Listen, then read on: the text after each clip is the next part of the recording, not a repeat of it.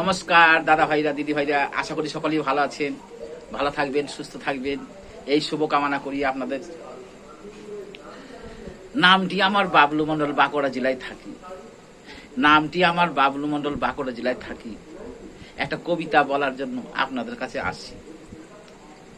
মনটা জানেন দাদা ভাইরা, দিদি ভাইরা, আমার মনটা খুব ভালো।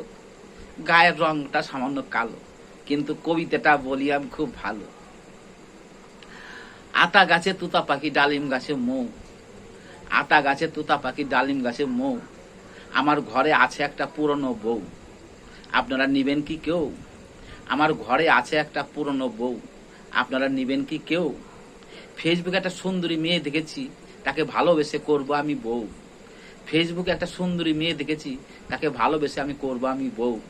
আমার পুরনো বউটা আপনারা নিবেন কি কেউ? তা প্রথমে বলি দাদা ভাইদের বলি, আমি জানি বৌদি ভাইরা আমার ভিডিওগুলো লাইভ শেয়ার করতে আপনাদের মানা করে, আমি জানি। তবে একটা কথা বলি দাদা ভাই, বৌদিকে ছেড়ে দিবেন, কিন্তু বাবলুর ভিডিও লাইভ শেয়ার করা ছাড়বেন না। বউ চলে গেলে বউ পাওয়া যায়, কিন্তু বাবলুর ভিডিও যদি লাইভ শেয়ার না করেন না, বাবলুর মনে খুব কষ্ট পায়। তাই বাবলুর মনে আনন্দ দিবার জন্য বউ ছেড়ে দিবেন, কিন্তু ভিডিওটা লাইভ শেয়ার করতে ছাড়বেন না।